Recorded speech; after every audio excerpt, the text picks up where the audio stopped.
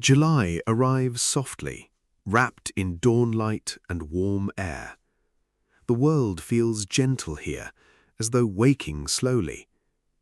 Each month carries its own quiet magic, a pair of flowers that rise with the turning of the year, shaped by myth, folklore, and the old stories whispered across generations. In this series, we wander through the calendar as the ancients once did, meeting the guardian plants of each birth month and the spirits they were believed to bestow. These are not just flowers, but emblems of character, fate, and the unseen threads that tie us to the natural world. And now we step into the month of July, the realm of dawnlight, starlit petals, and the still waters where rebirth begins.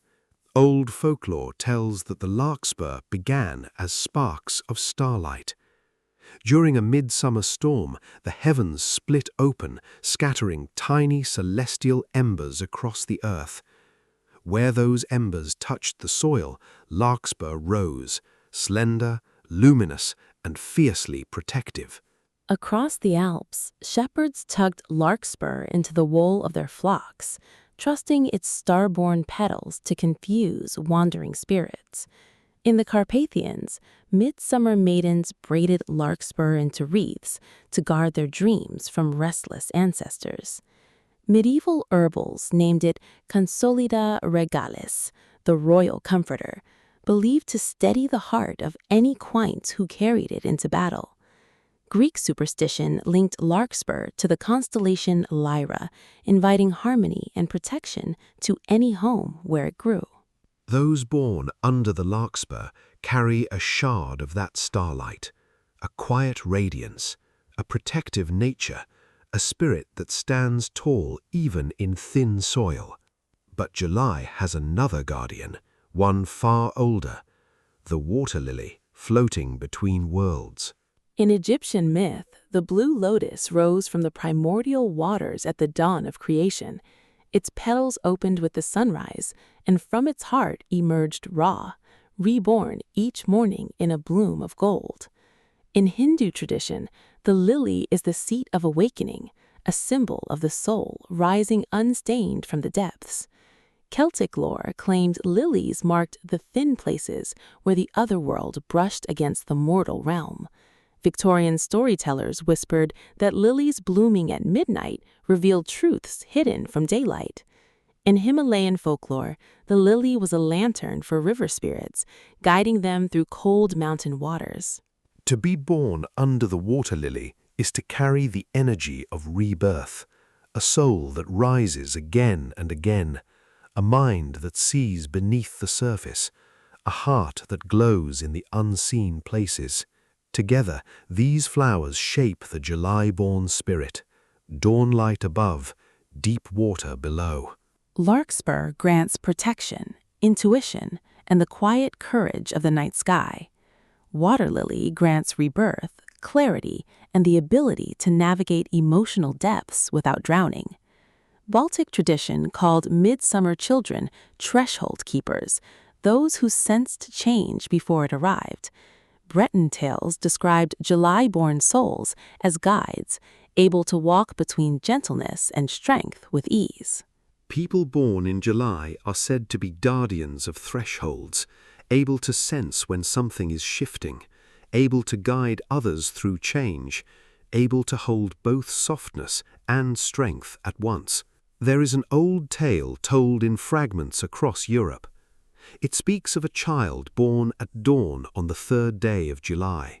The sky was still pale, the lake still sleeping. A single larkspur stood by the water, and a single lily opened its petals. Villagers said the flowers were greeting the newborn, recognizing one of their own. In the Tyrol, such a child was believed to become a Wegweiser, a way-shower, someone who could see truth in the half-light. Welsh folklore said a July-born child, marked by dawn and water, carried the gift of Cynefin, the deep knowing of one's place in the world. They said this child would walk between courage and compassion, carrying dawn in their voice and deep water in their heart. So if you were born in July, you are a child of dawn, a keeper of rebirth, a bearer of starlight and still water. The larkspur stands beside you, tall and watchful. The water lily opens for you, rising again and again from the quiet depths. Together, they mark your place in the turning of the year, a reminder that your light is both gentle and enduring. Even in the softest hours of morning, your spirit carries the strength of the sun. And as the lake settles and the dawn climbs higher, the flowers of July return to their quiet vigil, guarding the threshold between night and day, between what has been and what is yet to come. Their story doesn't end here. Each month carries its own guardians, its own myths, its own way of shaping the people born beneath it. July stands at the height of summer, but just beyond its horizon, another chapter waits.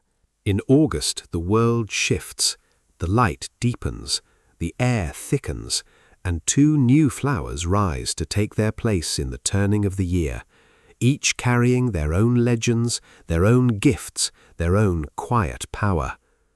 If July is dawnlight and still water, August is heat, harvest, and the first whisper of change.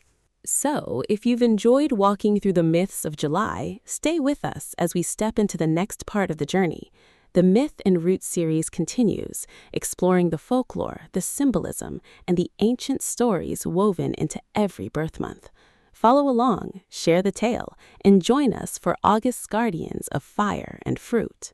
The flowers of July fade gently behind us, but the path ahead is already glowing. We'll meet again in the next episode.